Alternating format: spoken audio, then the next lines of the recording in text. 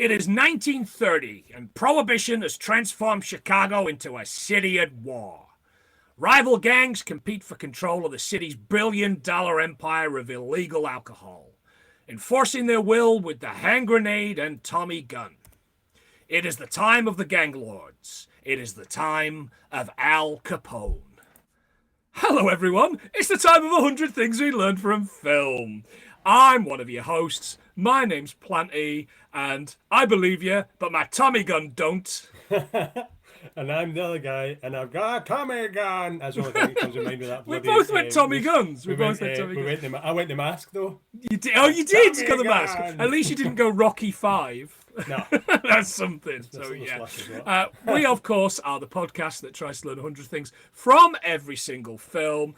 My name's actually Planty. His name's John. John, how are you? I'm all right, mate. It's all the better for seeing you, you beautiful person that you are. Oh, I am beautiful on the inside. Yeah, you're right. It's I'm not horrible on the inside No, as no well. funny that in my lifespan. Give us all your money. Give all your hugs and kisses too. Yeah, exactly. So yeah, do that. That would be really nice. And we will put you on the spinny wheel, and you get the chance to pick a film. We'll also get a shout out every episode. So again, that is patreon.com/100 things film or 100 things we learn from film.co.uk for all of our socials and all that other silly stuff where you can see. And you get access behind the curtain. You get to see all this. Oh, you do get to see a few little behind the curtain bits and pieces, don't you? Not always. Not always entertaining. Yeah, well, I mean, I would say they're always entertaining, but I would also say they're always a little bit risque. It's the kind of stuff that we would probably lose our jobs for if anyone caught us doing. But we are going to throw to a lovely gentleman, a gentleman called Lovely Rob Jones, and he's going to tell us all about it.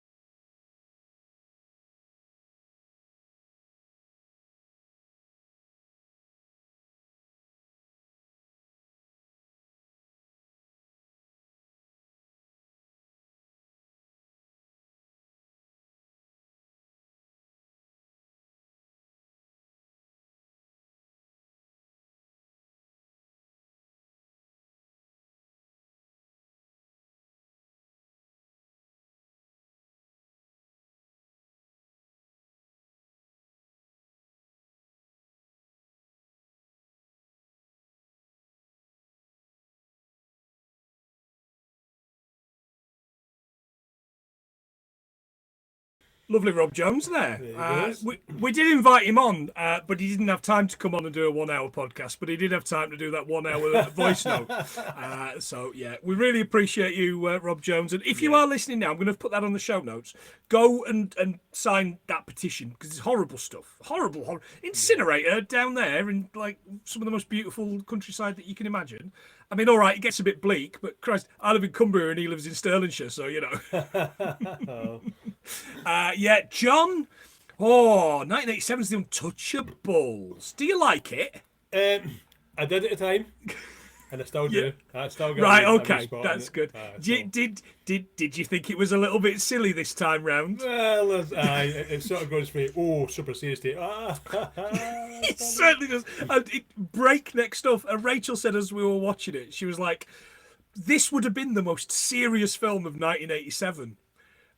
And then, like today, if this was made today, it would just be like it's an Adam Sandler film. Yeah, It's so there's a slapstick. lot of- But yeah, it's fun.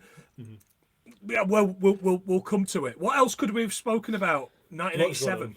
So lots going on in 1987. So let's go with it. Lost Boys. The boys are lost. Previous episode, they were lost, but now Yeah, they're they were. found. Yeah. The Gate, which I watched when I was a youngster. Oh, The Gate's good. Yeah. Yeah. Empire of the Sun. Ooh, that's a good one. Yeah. Zombie High. Okay. Sure. Let's not go there. We've got Good Morning Vietnam. Oh, Good Morning Vietnam. Great movie. Yeah. We've got Assassination with Bronson. Oh, Assassination. We've got Stakeout, which was really boring, but Yes, didn't we? Stakeout I watched again recently, and there's a lot of slurs in that. There's a lot of slurs in that film. There's a lot of slurs in this film. Really big Wow. slurs, really big slurs. And I'll end on something topical now. Masters of the Universe. Oh, Master Universe. Yeah, I think I Yeah, watched so about 20 fun. seconds of that trailer, and I thought, this actually might be quite good, so I'm not going to watch the rest of the trailer. There's Battle Cat's in it. Remember exactly. Battle Cat? He's back. Yeah. Battling Man cats. at Arms. Yeah. Oh, he's Man at Arms in it, is he? Yeah. Oh, fantastic. And Oh, he's you get lots of to arms. push him down and he jumps up. That wasn't Man at Arms, was it? That was somebody else. But that was your 1987. Fantastic. Also, John. Anyway, look, we're going to go through the film. If you haven't seen it, what have you been doing? Go away and watch it. It's not on anything? ? Yeah, we found it. And you're not going to believe this, regular listeners to the show. I've got a pad and a pen. What? Rachel was working from home today and she left me a pad and a pen out, thus ruining the bit. It's not a bit; it's a real thing. So thoughtless. I know. Anyone would think she wasn't our biggest fan. Right. So yeah, we're going to spoil it. We're going to try and learn 100 things. I don't know if it's going to happen, but if you were a bit of a history buff, you're going to enjoy this one, I think. Definitely. John, released in cinemas on October the 8th, 1987. Where? The Netherlands. Brilliant. Now we've got that nonsense out of the way. Let's have a podcast. Let's do it. And the same year as John, you mentioned Assassin there, but you didn't mention Death Wish 4, The Crackdown. Well. Hey, Al Capone, I am death. I recently listened, before we recorded Death Wish 5 with Paul, I recently listened to that episode again. It's so good. It's just you spending an hour going, I am death. And me going, Mr. Vigilant. Yeah, right. So, Paramount's 75th anniversary. Yeah. Have we done Paramount to death? I don't know. I think we have. But Okay. 75th? 75th anniversary. Well, that was a time ago, wasn't it? Did we do it known? So, not much came up in production at all. All right, okay. Apart from Art Linton, who we know from Fast Times at Richmond High. Is he not? Nah, nah, nah, nah, nah, nah, nah. Is it not him? Is that not Art Linton? You wish. And Where the Buffaloes Roam, which I looked up with Bill Murray, and I've never seen it, so I'm going to need to watch that. What's that about? Is it about buffaloes? Buffalo Roam. It's a Is it about comedy, buffalo? So, exactly. Plural That for was buffalo, fun. buffalo? Mm. Buffalo. Brian De Palma, though, the director, you know him We know him. from, what's the editing one with John Travolta? Oh, Blowout. Aye. Not Blow Job. Blow That Job. would be a very different film. Better? I didn't know Blowout. the right It's- film, did I? Is it not him and Regan from The Exorcist? Yes. In that. Aye. Yeah. Oh, Yeah. God. That's a really good film. I think that's probably not his last great role, because I think he's really, really good in Pulp Fiction, of course he is. Mm-hmm. But he's really good. He acts good in that, eh? He does acting good, eh? He does acting good, indeed. It wasn't the studio's first choice, Brian De Palma. Paramount wanted someone safer. But he was offered the same year but declined to direct Fatal Attraction. Oh, Jesus. How good would Fatal Attraction have been if it was Brian De Palma directed? Well, would Yeah. have seen more than a beaver, I tell you that. Michael, what's his name? Michael. We all know he's married to. Catherine Zeta-Jones, yeah. Michael Zeta-Jones sat there at the opera crying. It would work for me. It would work for me. You get it. David Mamet wrote the script, John, in just a few weeks and based it on the myth of Eliot Ness, not the true story. A lot of this doesn't happen. Yeah. In reality. Brian De Palma, I've looked up with so many iconic films, but they say his most iconic is Scarface. Scarface is very good. Scarface is exceptional. Dress to Kill. Is Dress to Kill? Not Dress to Kill. Michael Caine, serial killer. Yeah, I'm not going to give that away because that's a great movie. That is one of Michael Caine's greatest roles. Should have won an Oscar for that one. Oh yeah, I don't think you could make it today. Anyway, we get this with this scroll, and it's basically Capone getting a shave whilst talking to the press, and it's the thing I read at the beginning. It's the 1930 prohibition has transformed Chicago into a city at war. Blah blah blah. It's the time of the gang lords. It's the time of Al Capone. Al Capone, Robert De Niro. He says, "What's bootlegging on a boat is bootlegging. On Lakeshore Drive, it's hospitality." Now he is De Niro up to $1 million in this, isn't he? He is. I almost expected him to come out and fight Boxcar Bertha in black and white. I'll just rip off that shirt and just have tattoos everywhere. And... Yeah, man, we should do that. Yeah, definitely. We should absolutely do a series of De Niro's. Well, yeah, we should. I was actually thinking of we could do a series of gangster movies. We could just do a series of gangster movies. Is Bugs Malone in there? I think so. Rachel was seriously disappointed when we got to about an hour and 30 minutes into this movie and no one had shot anyone with a custard with pie. A gun. Yeah, no songs. There's not a single song in this. She was gutted. He says, bootlegging on a boat is bootlegging, and on Lakeshore Drive, it's hospitality. Lakeshore Drive is the main expressway in Chicago. It's also the main single and title of the album, Lakeshore Drive, by Eliot Haynes Jeremiah. No, me either. And do you know why? Because it didn't chart in Europe. What? Sadly for your catchphrase, but it's all right. I worked that thing in at the beginning, so you're all right. Thank you very much. It was featured on 2017's film Guardians of the Galaxy Volume 2. Right, okay. There you go. The barber nicks him shaving, and he almost goes for him, doesn't he? He does, doesn't he? The barber craps it. Yeah, he's pure fear on his face. He goes, it's all right. And then wipes it on the bloke's white top. Rachel would go mad if I did that. He claims not to be violent because it's not good for business. It's good. 1930 facts, John. The first frozen foods of Clarence Birdseye go on sale in Springfield, Massachusetts. It's where the Bee Gees live. Gandhi begins the salt march against salt monopolies in India. Good lad. Good man. May the 24th, Amy Johnson lands in Darwin, Australia, becoming the first woman to fly solo from England to Australia. She left on May the 5th for the 11,000-mile flight. That's a trick, isn't it? Jesus. Births this year, Tippi Hedren. Buzz Aldrin, number 2. Comes just after number 1. And the much-missed Robert Loggia and Gene Hackman. Oh. Proper character actors. Yeah, proper. We see a little girl crossing the road to the shop, and the shopkeeper's arguing with these two blokes in there because they're trying to sell him beer and he doesn't want it. It's crap, I don't want to buy it. There's green beer. I was like, I want green beer. And he's like, don't worry, Pops, we won't come back. And I'm kind of like, I can see what's happening here. How can you not, you silly man? I was expecting to see Marty McFly standing in the background, though. It's such an old-fashioned type bar, isn't it? Someone calling him a chicken. Michael Jackson moonwalking. Michael Jackson going, you must try a Pepsi. Firecracker chicken, you must try a Pepsi. I love that scene. A man in a white suit leaves his briefcase and walks out. The little girl grabs it and runs to chase him. She's like, Mister, you forgot your briefcase. And then just the whole thing just goes up on fire. It's a proper kablooey, and she gets exploded. So I was looking at the high shielding explosive in the 1930s. So something called HMX, high melting explosive. So that was the high shield explosive at the time. HMX going to give it to you? With dead children. Damn. Oh, that's just got us struck off YouTube. That's it. We're done.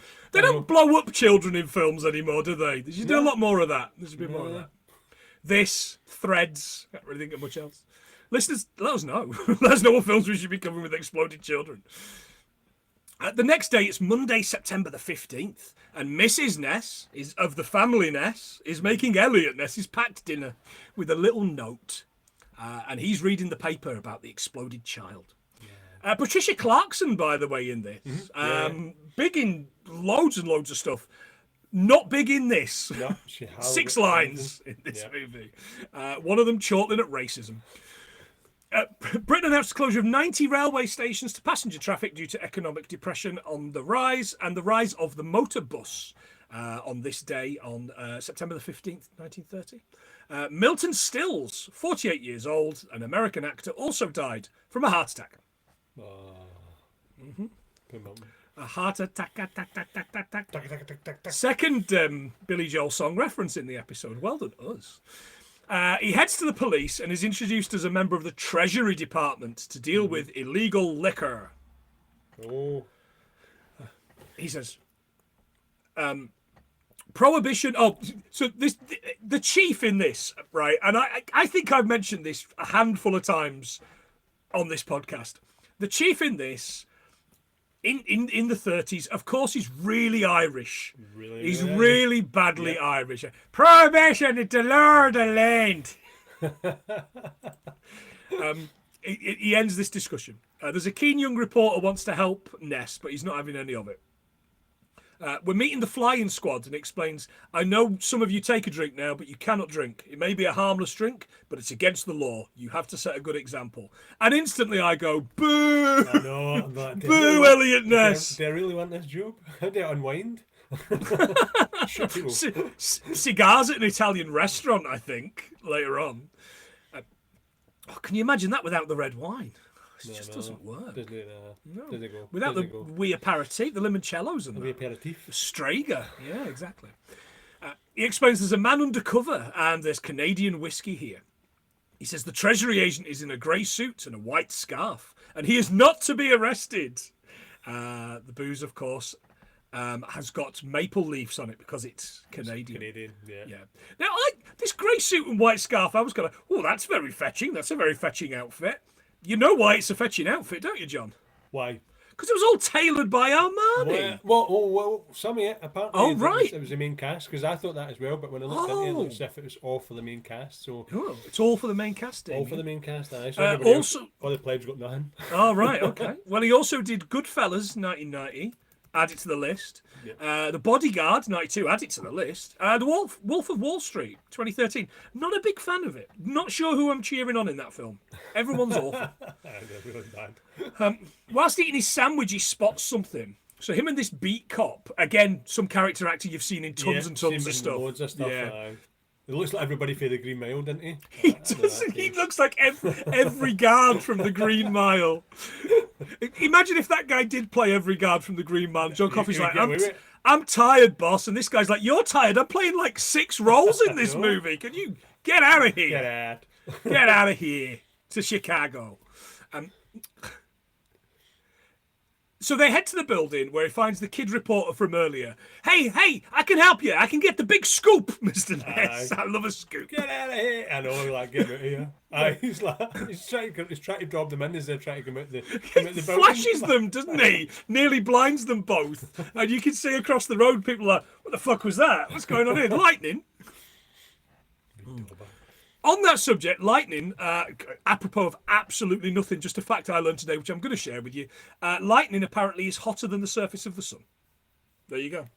Well, how's that for a fact? Not related to the film at all, but I'm still putting it down on the list because I learned it. Stick it in there. You got flashed. That's enough. The undercover agent leaves the building, and that's kind of the tell for them. And then they drive up in this vehicle. It's a 1927 water snow fighter. It's a snowplow. Oh, right. It's massive. It looks like it was built by the A-Team. Mr. Plow. Mr. Plow, that's my name. Oh, fantastic. That name again. Let's do some good. And again, right. Apologies to anyone that likes the work of Costner, because I don't dislike the work of Costner. And Rob, you know, this is a 100% an us film. Rob gets it. Rob's been on the podcast. Rob knows. I do not rate him as an actor at all.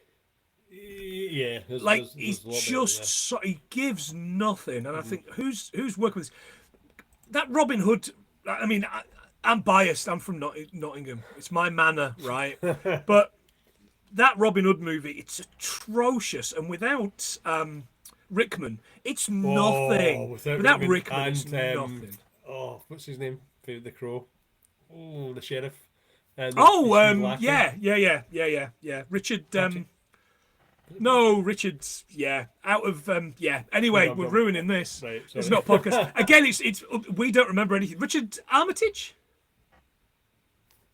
Is that a person? When you look it up and it's Richard Armitage, and you go, no, Richard Armitage used to play wicketkeeper for Kent in 1972. And they've got, oh, that guy. Yeah, of course it is. This makes for a great podcast. It's a great podcast. Let's do some good is atrocious, and he gets his in the next scene, which I'm quite happy with.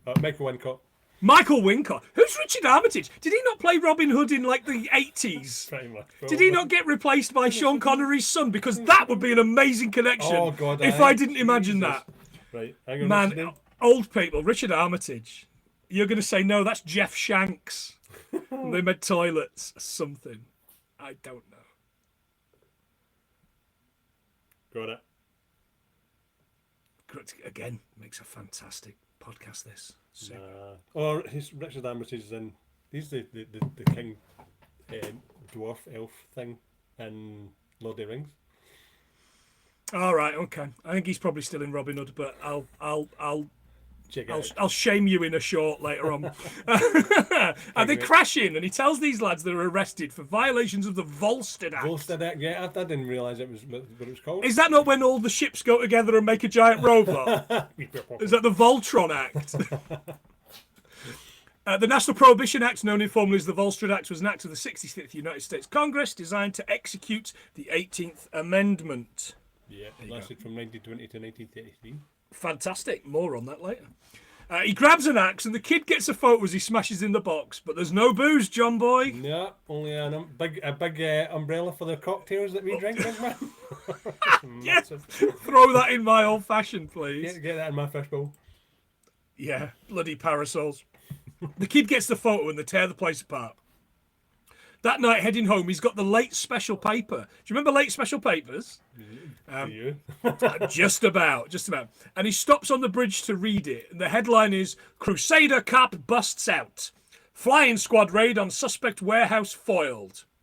And the picture caption with him with this little umbrella up says, Eliot Ness, poor butterfly.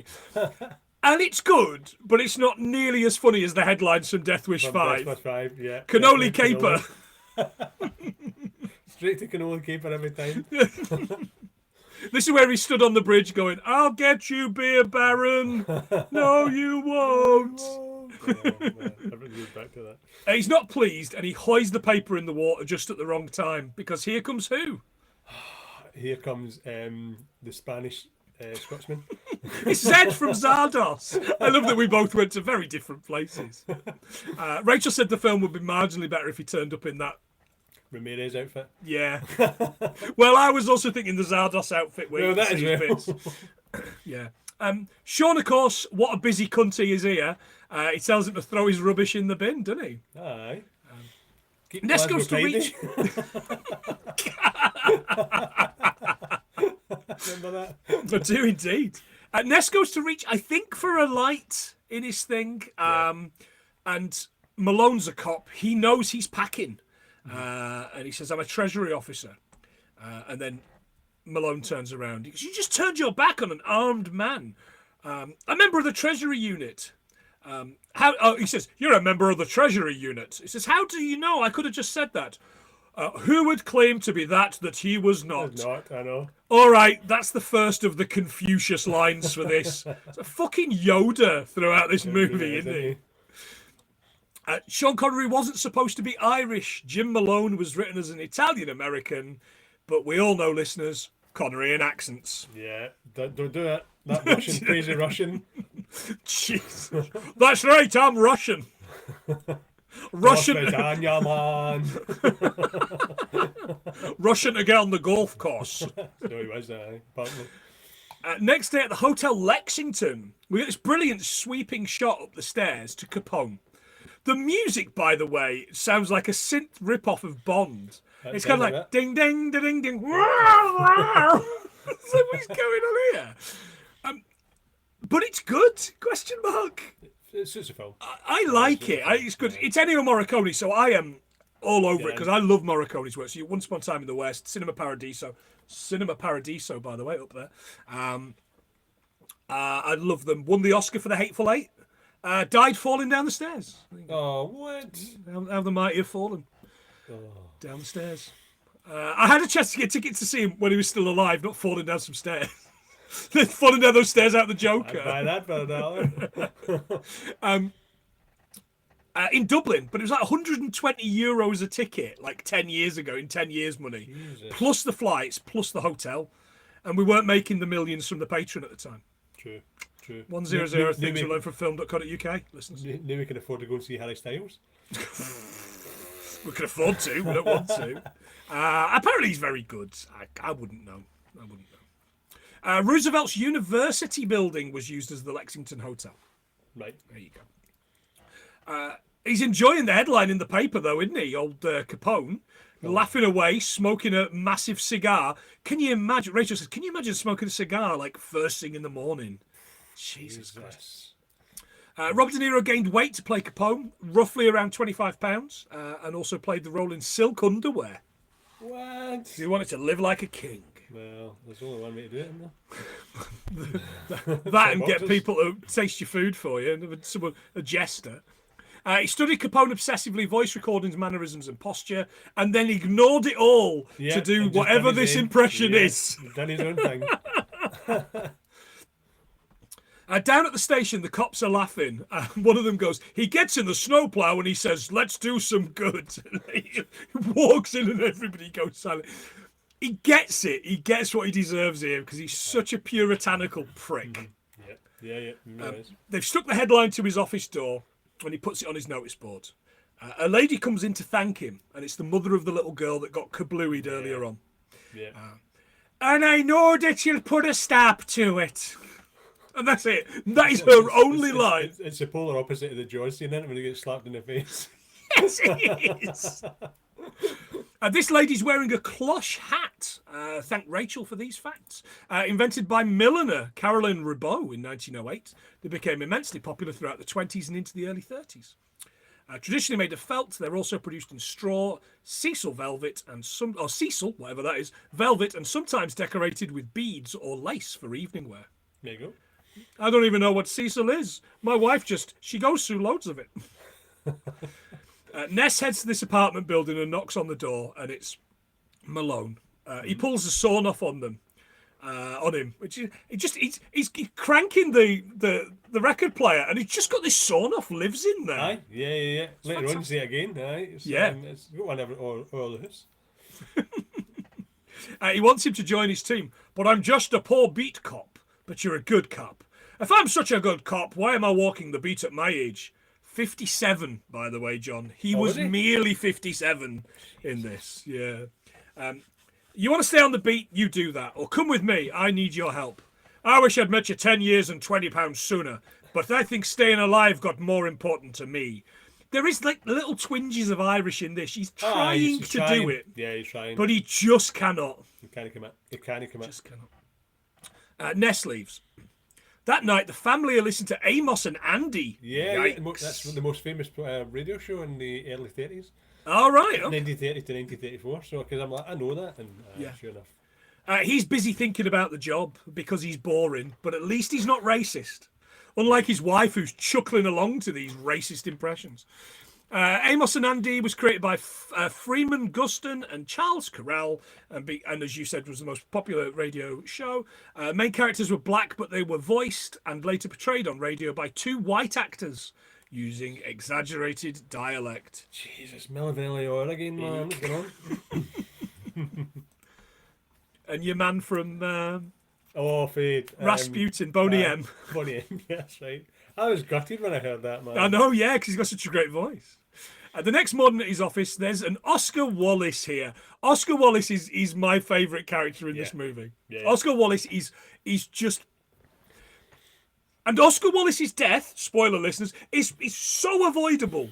Aye. If he listens to him here, Oscar Wallace's death is avoidable. So many deaths are avoidable. Easily avoidable. Like, stop gunning people down and just get his bank card. Exactly. You know exactly. I mean? But he's gunning for the one thing, isn't it? It's always about the tax, isn't it? It's always about the... Yeah, and it's good, and it's very good.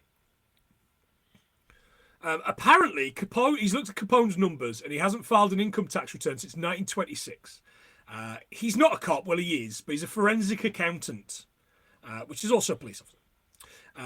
It wouldn't have been called a forensic accountant back then. That's what we call it in 2026. No. Ness isn't having any of it and leaves. But that's okay, because here's Malone. These walls have ears. So they head off to church. Our Lady of Sorrows Basilica in Chicago, to be specific. Yep, only ever found a couple of other things that were filmed there. Something starring Liam Neeson I'd never heard of. You really want to get him? What are you prepared to do? Everything in the law. Then what are you prepared to do? He pulls a knife, you pull a gun. He pulls a gun, he sends one of yours to the hospital, you send one of his to the morgue. It's the Chicago way.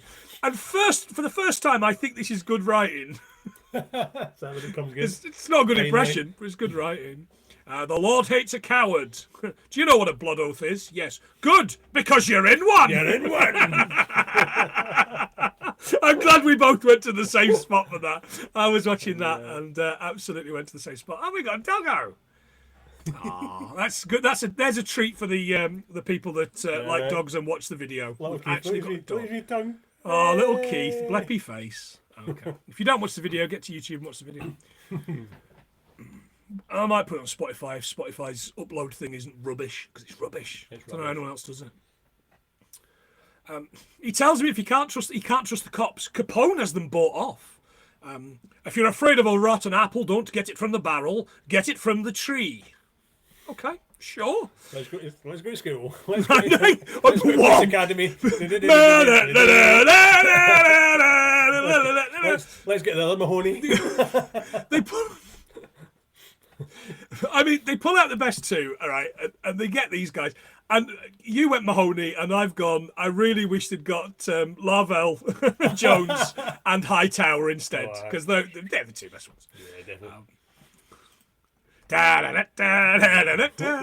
It all comes together. They call out the best two, Williamson and Stone. So Williamson has a stutter, and that's not okay. Yeah. He's also not very clever, and he goes, oh, there goes the next chief of police. It's kind of good. But instead they get Stone. Who's this, John? Yeah, Andy Garcia. Little baby Andy Garcia. He was the one that told the story about how Sean Connery would only be half dressed half the time because he was going to the golf course, didn't he? Oh, right. Yeah. Wow. Fantastic. Only 2 years younger than Costner in this. It's astonishing, that, isn't it? Yeah. Costner just didn't look after himself. Yeah. Where are you from, Stone? South Side. George Stone, that's your name. Your real name, before you changed it. Giuseppe Petri. Oh, that's all we need. A thieving slur on your team. Better than you stinking Irish pig. And he pulls a gun on him. I like him. I like him too. Welcome to the Treasury Department. And then he just fucking belts him, doesn't he? Gives him a good old-fashioned slap. And I like it, but I don't like the slurs. I don't say those things. There was a couple of them. Rachel went, what does that mean? And I went, it's just a nasty word. It's just a nasty word for an Italian. It's just a nasty word for a for a Jewish person. Yeah. You can't say stuff like that. Yeah. Even in 1987, when you pretend it to be 1930, you just don't do it. Don't do it. The lads are all in Ness's office. Malone throws them guns, and Wallace arrives to talk about the finances. You carry a badge? Yes. Then carry a gun. You can carry a gun, you can carry a rocket launcher. You can carry a rocket launcher, you can join the army. You can dodge a Tommy gun. You can not get shot in this film. The chief stops Malone. What the hell are you dressed as? Shut up, I'm working. Again, that's not even a great line, but the delivery is just... The only thing that would be better if he gives him a bit of a slap would have been nice. They head to the post office on a liquor raid, right? Mm-hmm. It's like Charles Bronson, not that one, the English one, walking in to rob a London post office, isn't it? No, yeah. They've not got balaclavas or anything. They're not even doing this right. If it was going to be Phil Collins, at least he'd rob a train. Go to Acapulco. A moving target is always harder, isn't it? Moving target. They smash their way into the back. The place is floor-to-ceiling booze. And this bloke comes along. Hey, this is no good. You got a warrant? Sure, this is my warrant. And he just fucking knees him, doesn't he? How do you think he feels now? Better or worse? And he does have all the best lines. He really does. Later at dinner, they're discussing Malone's St. Jude. Yeah. St. Jude is the patron saint of lost causes and policemen. Lost causes, yes. I could not find policemen. No, I've got it for patron of desperate situations and forgotten or impossible cases. Oh, right. There's loads of stuff. Yeah. Nothing about policemen. I think he lied. Well, why, John? Why must 1987's The Untouchables lie to us? I know. Just then the reporter comes back in. What a scoop! To take a photo. But Ness wants the photo for himself. Again, this photo, we see it at the very end. I'll find a screenshot to put somewhere on socials. But we see this photograph, and everybody in it looks like they're doing an acting pose, and it looks good. They look like they're acting brilliantly. Kevin Costner just looks stunned in this photo. He looks absolutely stunned. Like he does. Stole his soul? Like, yeah, like it's from the Incan ages. I just can't get behind him. I can't. Although, like Rob Jones, I bloody love The Postman. I don't know why. I love The Postman. At dinner, Al Capone is telling this tale about how baseball is not just one man, but the team. He grabs a bat and he walks around behind all these lads. And then he puts it through the head of the guy that got kneed earlier. It's not bad enough that he got kneed in the plums, but now he's been murdered by his gaffer. Murder, death, kill, right in front. And honestly, they're all eating the pudding, and I don't know if it was like a raspberry sorbet or whatever, but it's claret everywhere. Do you know what I mean? Yeah. He says, I get nowhere unless the team wins. It's the most brutal bit of the film for me. Yeah. It's really therefore. De Palma cast Robert De Niro in his first credited role in Greetings, 1968, and was responsible for introducing Martin Scorsese to Robert De Niro. Oh, really? There you go. Imagine had he not. Had he not. Later, Ness's kid is saying her prayers with a Raggedy Andy doll. Week 2 on the bounce, John, that we've had a Raggedy Andy doll. Yeah, Week 2 on the bounce, and I've completely forgot to look it up. We'll just have to save it for another film. Save it for a rainy day. Yeah. They're proper Puritans, this bunch, and I hate them. He heads down to work, but Patricia Clarkson isn't having any of it, is she? No. Yeah, she wants his Lock Eliot Ness monster. Oh, well done, you. That's what she wants. Next day, the headlines are better. Wallace is obsessed with the income tax route. Legally, he receives no money from the business. That's great. Just then, the alderman arrives. What the fuck's going on with the alderman? Because this is a character. This was a dress choice, and a glasses choice, and a funny eyes. He looks like Judge Doom out of Roger Rabbit. I thought he looked like the guy that was paid by Willy Wonka to give Charlie the... He does! The nasty man. He does look like him. Man. I don't even know what an alderman is. We mention it all the time on Repeat or Delete, but I don't even know what one is. He's here to congratulate him on a job well done, and he just slaps this envelope on his desk. There is a large and popular business. You are causing dismay. Kind of like, wow. He grabs his pals in. And he says, in the Roman Empire, when a fellow was convicted of trying to bribe a public official, they would cut off his nose, sew it in there with a wild animal, and throw it in the river. It's like Grandpa Simpson, isn't it? We can't crack heads like we used to, so sometimes we'll tell stories that just won't go anywhere. What is going on? That's exactly it. What is this story about? I looked this up. I couldn't find this. Maybe I was looking for the wrong stuff. Maybe I'd had too much whiskey cream sauce with my haggis the other night when I was looking it up. Baileys. I couldn't find it. And as he's leaving, he's like, you gentlemen, you think you're untouchable. Hold, listeners. Look, hold at home. Hold. We'll get there. Don't go yet. We'll get there. Stick around. Stick around. We always go to the same things. Tell your boss I'll see him in hell. John, it's been over 5 years of this nonsense now. All we do is the same things. We've only got 6 jokes. Always gets old. That night, as he gets home, the bloke in the white suit is in a car.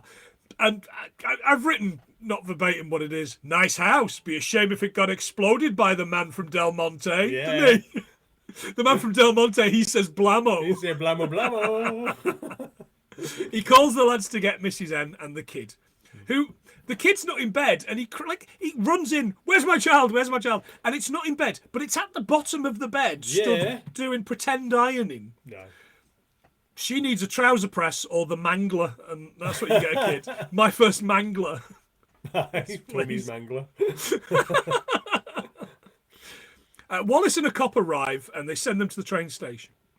Malone arrives screeching to a stop. Are you sure that cop's okay? He better be. He's my cousin. Okay, 5 out of 10. We learn there's an international shipment coming in. So they jump on a plane. Yep. It took me a moment or two when I first saw this scene. I thought they were on a Greyhound bus. Yeah, so did I. It was just really foggy out. It's quite good the way it's done, but yeah, it was the same. It was like, why are you doing a bus? The lads are trying to sleep, and Wallace is banging on about $3 million for income tax evasion. So you try and murder her for tax evasion. How do we link him to the money? I don't know. I loved the net curtains in the windows, by the way. Of the it was classy, cool, wasn't it? Yeah. The plane, John, the Ford 580B Trimotor. The aircraft, often nicknamed the Tin Goose, I said, hop in, was produced by the Ford Motor Company in the late 20s and early 30s. This specific plane is currently on display at the Air Zoo Aerospace and Science Museum in Michigan. Oh, there you go. There you go. So we can go and see it. Let's go. That's pretty cool. We arrive in the Wild West. Yeah. Apparently. Which, it wouldn't be a Costa film without some horses, would it? Mm-hmm. Yep. Oh, good eye. And for some reason, the Mounties? Question mark. Yeah. So the Royal Canadian Mounties, they were originally formed in May 23rd, 1873, just so you know. Okay, good. They always get their man. They do. They always get their man. From De Monte. There's a meet on the American side and 5 wagons. They're going to surprise attack when Ness gives the signal, these Mounties. Did you get the bridge? Did you get the bridge? I didn't, no. What? It's the Hardy Bridge in Montana. Oh, right, the Tom Hardy Bridge. The Missouri River. Oh, fantastic. I mean, it couldn't be any further from where they're claiming it is. This Mountie, by the way, terrible acting from Basil Fawlty, isn't it? We'll take them by surprise, and you know what surprise is. It's half the battle. And it's kind of like, you're on. He's always on, isn't he? He never stops. No. The lads move to this not very inconspicuous shack. The only place that's near it. There is... There's nothing bad in a without meaning to take it back to Monty Python, it's like that how to spot somebody hiding little thing out of and have something completely different. Yeah. And there's somebody, it's like, where can we see Mr. Jones in this picture? And it's just like an empty field with one bush. And then they blow it up and he's behind it. It's kind of like that. Exactly the only place there could be anybody is there. Except the Mounties are all round a corner. Yeah, I mean, so silly. Up the hill. Malone keeps them calm. Don't wait or watch for it to happen. It'll come to you. All right, Yoda. Wallace, stamp your feet. It'll keep you warm. He goes around each of them and gives them a little tip. Stamping your feet keeps you warm by increasing blood flow, such as your circulation, to the extremities, bringing warm blood from your core down to your feet, which prevents them from getting cold. The muscle activity of stomping generates metabolic heat and helps prevent the numbness caused by cold exposure, whilst also reducing the amount of time your feet are in direct contact with the freezing ground. There you go. Yeah. How about that? Sometime later, there's cars on this border bridge. The meet is on, and the lads jump on their horses with their guns cocked. The Canadians will not show until I flash the badge. But that's not true, is it? No, because they come fucking steaming round the corner, all shooting. blazing. Aye. Right, and here they are. The lads have to cover the ground of the bridge and stop the cars. This bit felt a little bit too Indiana Jones for me, I've got to be honest. I did a bit, didn't it? Yeah. We're called the dog Eliot, Ness. I love Stone's, hey, tough guy, and blasting this bloke at point blank range before getting shot in the shoulder and just rolls down this bank. And then Wallace, again, some of the best acting in this. He just goes on this retribution run of shooting lads, doesn't he? Aye. Until he uses his last shot and ends up just clubbing the bloke to the ground. Yeah. He just goes for it. It's so good, and he looks dead pleased with himself, and then he turns around and sees that he's managed to shoot a hole in the barrels, and he takes a little nip, and he does a comedy. Whoa! It's so good. Drink. It's so good. Drink. Don't let your boss know. He'll go mental. I've written it's really good acting from non-union Wallace Shawn. That's that me put. A little bit, yeah. Malone gets Eddie in the account and the accounts. This Italian goon survives a lady's grenade. I've written. Yeah. It's really small, this grenade, isn't it? Lady grenades for the petite lady in your life. Only to be shot by Ness on the porch. Eddie's not giving anything up, so Malone heads outside, picks up the corpse. So good, this is good. This is a great idea. Good. Picks up the corpse and holds him against the window. Ain't you going to talk? And then puts his gun in his mouth. What's wrong? Can't you talk with a gun in his mouth? It's a corpse. He blows its head off. Blamo. Aye. Splatter. And Eddie's decided he wants to talk, and he's like, "Let him talk before you clean him up." So I assume he's pissed himself. Is the kind That's of right. bit there. That's what I go for that. Wallace wants the code to the codes to the encoded ledger and the name of the bookkeeper. The Mountie. I don't agree with your methods because you're not from Chicago. All right. I wonder if people from Chicago adore this movie. Yeah. It should be the Blues Brothers, though, shouldn't it? Yeah. Much better film. Sorry, Rob. Back at Capone's, he's learned about the shipment. I want him and his family dead. Burn his house down, and I'm going to go and piss on the ashes. We see the Nesses and their new baby, John. There's a little joke about calling him J. Edgar, isn't there? It's not very good. They're really boring people. I don't like them. Yeah. Really disappointed he doesn't get blammoed at the end of the movie. Just for that. Capone has had a subpoena for evading tax, a possible maximum of 28 years. And this guy, I think he's the DA, isn't he? Yeah. I must applaud the excellent work of Eliot Ness and his team of Untouchables. There you go. Right, turn off now, listeners. That's it. You've had it. Unless you're one of the patrons, you'll listen at the end. Listen to your lovely names being shouted out.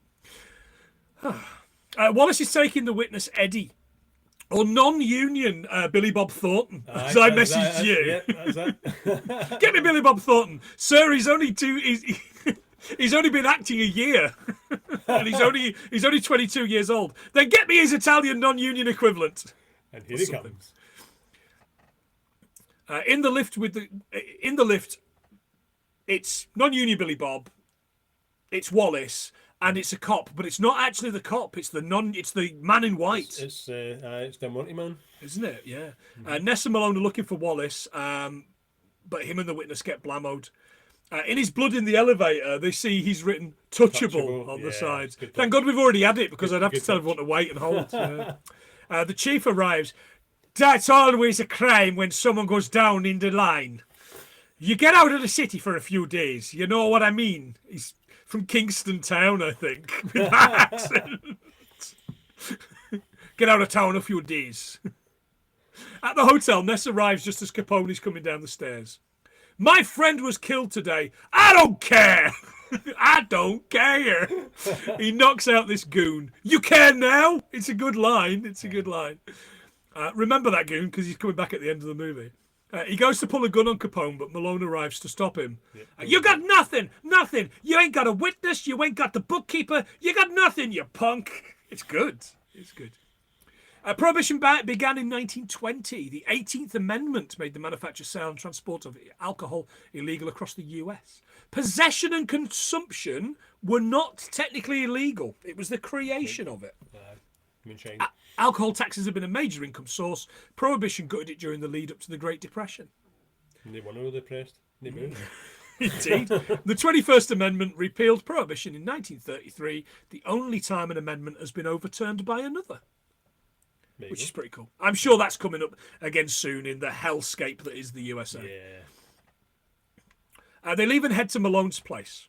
The DA isn't going to court without a witness. Stone points out that they have a ledger with all the figures on. Ness says it's over. What are you prepared to do now? I've taken it as far as it will go. I want you to do one thing for me. Get back to the DA and stall him. At the hotel, we learn the bookkeeper is leaving town tonight. Yeah. Malone heads out to see the chief. Can we step outside? All right, but I've nothing to say to you. I need to find the bookkeeper. You're fucking nuts, man. Out of your mind. Go on and play the stooge with your soft clothes. You're dead. Look out, Itchy. He's Irish. They roll about a fair bit in this alley, by the way. The old man. Put on the glasses. John Carpenter didn't get sued for nicking this scene, by the way. Oh, really? I'm astonished because if I was Brian De Palma, I'd be saying to him, "Listen, mate, your Roddy Piper movie needs, I didn't take the glasses out for air."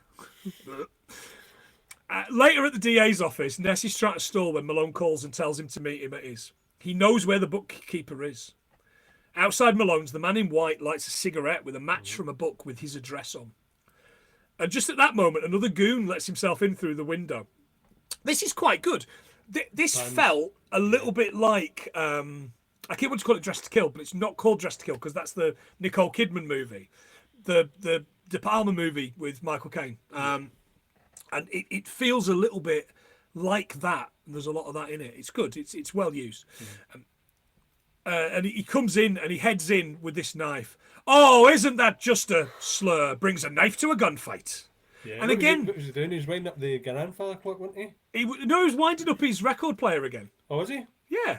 God, he must love that record. He loves that. Well, he loves that record player because he's got his sawn off in it. Yeah, true. The guy with the knife backs away out the flat, only for Malone to get Tommy gunned by the man in white. Oh. Yeah. Luckily, he only takes about 30 bullets and can still drag himself back to the parlour. Yeah. Can't he? Yeah. All this time, Capone is watching the opera.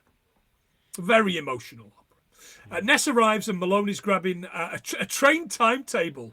The bookkeeper. He's on this train. What are you prepared to do? Yeah. Then he does like a real kind of like old acting death. Rosebud. Yes. What was Rosebud? Was it a train at Central Station? Stone and Ness head out to the station. The train is leaving for Miami, and they need him alive. Ness sends Stone to cover the south entrance, and he watches on as some cleaners sweep up, some sailors hang around, and there's just a bloke stood at the bottom. It's weird, isn't it? And there's 10 minutes to go. It's 5-2, so there's 10 minutes to go. And here comes the star of the scene, listeners, the little kid in a pram. Yeah. Now, this is so stupid. I know. Like, this is... Because I'm watching this and Rachel went, oh, this is really tense. And it is, but it's just too much. It's just too long. It really is too long. It's too long. It's far Like, too long. on the second time I watched this, I fast-forwarded through a lot of this because I could just write, Mum's struggling up the steps, juggling cases, and everybody's ignoring Everybody's her. walked by, even stepping over our cases. Oh, that man stepping over the case. Oh, that's horrible, yeah. Ness does everything he can to not help, but the sailors also don't help. And you'd think, come on. No. Hello, sailor, indeed. 5 minutes to go, and Ness just can't help himself. He's got to be a helpful cunt, and he? Yeah, yeah. And he goes to help her up, and halfway up he spots some Italian goons. It's too late, he's part way up. He's got the pram. What can he do? What do you do? I know. Then he sees the bookkeeper and one of the goons he socked in the face. What's he going to do? The guy's got the plaster on. Yeah. He's got to let go of the pram, turn around and shoot him. By the way, he blammos him through this glass door. And now in slow motion, we get the biggest rip-off in film history, listeners, because this is the Odessa Steps scene from 1925's Battleship Potemkin. By the way, we should have done that last year. It's 100 years old.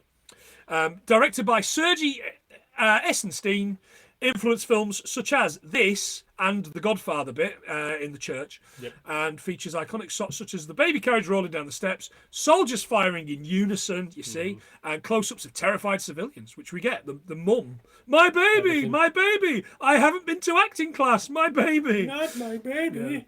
Yeah. It represented at the time the oppression of the people and the brutality of authority. And it was one of the first uses of montage in cinema. What? Even Rocky had a montage. There you go. It's very good. It's very good, listeners. And you can watch it on... It's 100 years old, so you can watch it for free. There you go. But this is not so good until the very good at the end. So it's flying down the steps. He's running after it. And he's blasting lads. The sailors getting shot left and right. These sailors should have helped her. If they'd helped her, they'd have been at the top. None of this would have happened. Popeye pricks. And as the pram almost makes it to the bottom, there's two goons left, and Ness is out of bullets. Mate, call them shells. What reference? What reference? Previous episode, Shaun of the Dead.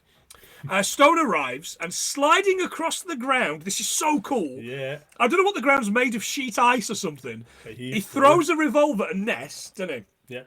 And under. Catches himself under the pram with his foot. Oh my God, he's so cool. It's such a good move, isn't it? Oh, it's cracking. So cool. Peak hero stuff. He pulls a gun of his own. Ness shoots one goon, and then the final one grabs the bookkeeper on the stairs and pulls a gun on him. Ness puts his gun down and just goes, take him. Stone shoots him in the head. Yeah. It's real RoboCop stuff. Oh God, you got him. Yeah. In the courtroom, the bookkeeper sings like a canary. By the way, the guy says to him, he says, and sorry, could you say that louder for the whole courtroom, Mr. Payne? And I was like, please be Paul Payne. Please be Paul Payne. He's not, he's Walter Payne. Walter Payne. I know. He admits Capone has been paid $1.25 million from the accounts. A lot of money at the time, John. Even more now, $19.28 million today. Oh, Jesus. Who says crime doesn't pay?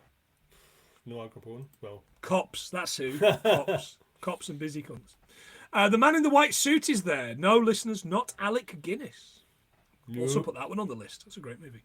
Ness notices he's packing heat. He tells the court guard who takes him out. We see the mayor gave him a note allowing it. Oh, no. Please let this man, Frank Nitti, carry a gun into court. Fuck off the mayor. Sajid Javid or Andy Burnham doing that, can you? I know. When he empties his pockets for the note, he also puts a book of matches down. When Ness picks it up to light his cigarette, Malone's address is still scrawled in it. Nitti shoots the guard and runs for the stairs. The guard gives Ness his gun. He's like, take it! As he's dying, take it! You're the hero of the film, take it! And he makes chase onto the roof. After not a brief enough scene, in my opinion, shoot out on the roof, Nitti decides to take to a rope to the ground. Yeah. But like in all the best video games, it's not long enough. Yeah. It's not long enough. And he's trying to figure out, what do I do here? Can I swing onto another rope? Yeah. And he tries to kick his way through this reinforced glass. I find it hard to believe you couldn't kick your way through a window in 1930s Chicago. Boing, boing. Well, it was rounding glass, so maybe. Maybe, yeah. But it doesn't reach far enough, and when Ness pulls his gun on him, he gives up and starts to crawl back up. This is the point in the film where I think Ocean should have made a tie-in NES side-scrolling platformer. Would have been good. Ness helps him up. Your friend died screaming like a stuck Irish pig. You think about that when I beat the rap. Ness grabs him and hoys him off the roof, screaming and swimming in the air. Did he sound anything like that? Finally, he's got a good line. We see him in really good Gruber-esque shot, isn't he? Swimming through the air. And he smashes through the roof of the car. Yeah. But he goes back downstairs and Stone arrives. We got this out of Nitty's coat. It's a list of the jurors. They've been bribed. Where's Nitty? He's in the car. In the car. 10 out of 10. 10 out of 10. Superhero. So I've got a fact here. So the song's called Vensa Vildik. She holds the Guinness World Record for the highest fall. She survived without a parachute. She plummeted 33,330 feet in 1972. She fell out of a plane and landed on the side of a mountain, and she survived. What? So that was 10,160 metres. Bloody hell, that's astonishing, That's John. amazing, isn't it? Yeah. She survived. In the court, he sends the bailiff to swap jury. The judge says, that's a spoiler, the judge says the list is not evidence. Ness speaks to him alone. So alone, we the film viewers do not get to see it. Yep. In court, he sends the bailiff to swap juries with the divorce court next door. Capone's lawyer objects. What did you tell him? I told him his name was in the ledger too. His name wasn't in the ledger. Wah, wah. He didn't know that. No, exactly. The lawyer changes his plea to guilty. The court goes crazy with Capone and his guys going berserk. Ness heads over to see Capone. Never stop fighting until the fight is done. It's over. Here endeth the lesson. To steal one of Confucius's lines. Ness and Stone walk out the court, and later they're in the office sorting through the headlines. Ness is done here. He takes a look at the picture of them taken at the beginning of the movie and packs it away. So much violence. He's an awful actor. He also takes Malone's St. Jude. Did he steal that from a dying Irishman? No, but it was on his. It was lying on that. It's weird, isn't it? Yeah, it's you not can't cool. take that for a crime scene. Stone thinks Ness Stone thanks Ness and hands him the St. Jude. Yep. Mr. Ness, he would have wanted you to have that. He'd have wanted a cop to have had it. A real cop. He would have wanted RoboCop to have it. Outside, the reporter says that they're repelling prohibition. What will you do then? I think I'll have a drink. Score swells, titles. Done and done. And that's it. That's the movie. It was all right. I know I liked it years and years ago because I always thought it was, it's a bit serious. And it's got everything that your dad likes. It's got gunfights. It's got horses. It's got gangsters. It's got police on the beat still.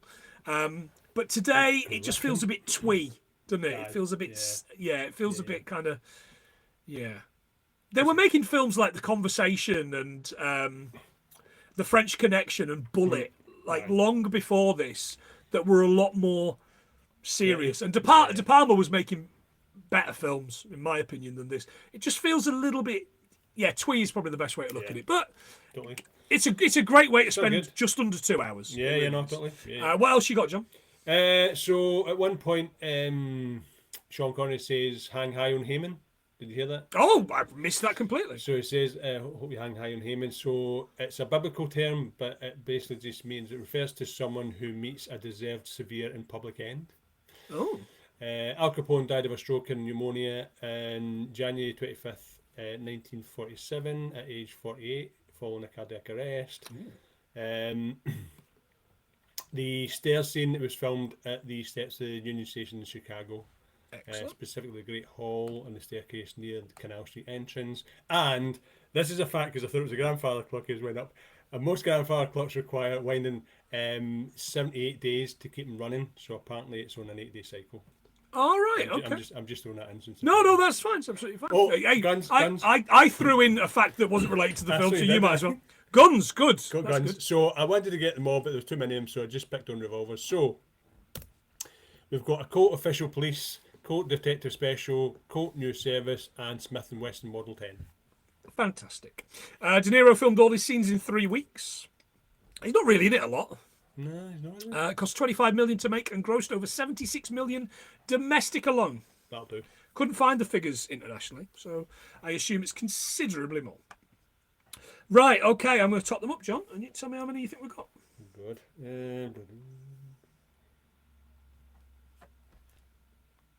86. Oh, 72. Ah, 72. I hope that's all right. Lovely Rob Jones, I hope you're happy with that. I think probably more than anything else, it's quality over quantity. Oh, definitely. Quality over quantity. Bit of history. lot of Simpsons jokes again. We haven't had some What? Simpsons jokes for a couple of Yeah. we've got a lot of Simpsons references Have you here. been doing any Simpsons shows?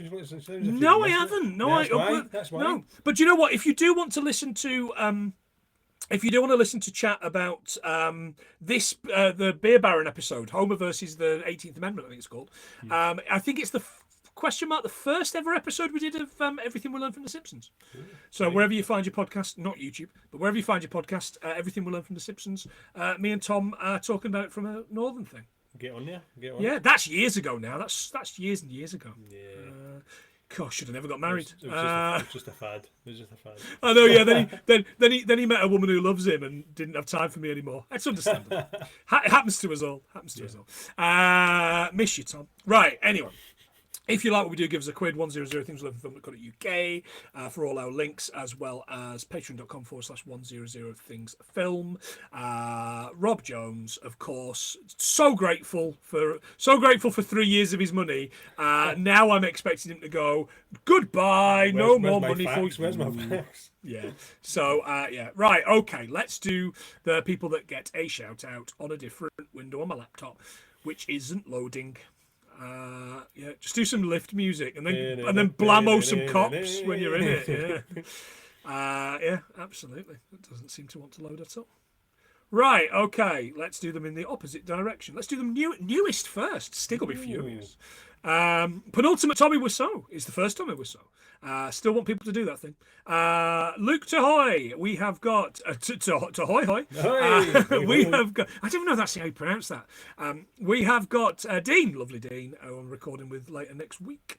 Kurt, Angry Kurt, who's just done 12 Angry Men on his podcast. Nice. His podcast, very good film and a very good episode.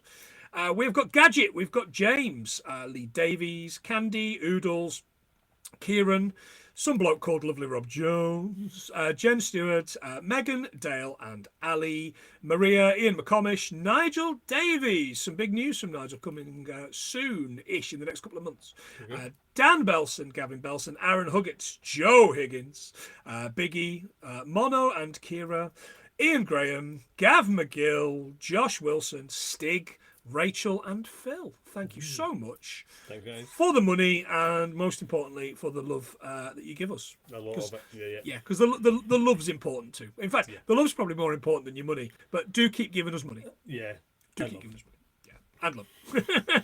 Fantastic, John. Say something to the lovely people before we go away from the week. Well, I'll tell them that I'm coming to see you next week. So you are coming to see me, but we can't record because I'm going on my holly bags. So yeah, and we still haven't quite figured out how to record together in this tiny little room. I just don't think it'll work. I don't think it's widescreen enough. I just don't think. I don't think it'll work. I mean, maybe it will. Coming to see you the weekend. So I feel as if I'm seeing a lot more of you these days. So yeah, well that's good. That's good news. That's what we want. Fantastic. So that's my good news. Good stuff. Super there. We will be back in a couple of weeks with something else. We're finished Dadsploitation. This is the end of the Dadsploitation stuff. Your dad loved it. Your dad had a great time. So good. So enjoy. But we'll be back in a couple of weeks with something. We're absolutely going to try and get battered through this wheel because the wheel is not going anywhere and we appreciate that there's people getting wound on the wheel. I will spin it tonight for people so people will know by the time this goes live who it is, but it will be. Anyway, so yes, so we're going to have a week off and then we'll be back and then we'll do a few weeks on the bounce, won't we? We'll get that sorted. Fantastic stuff. So thank you very much to our patrons and to anyone that's listening.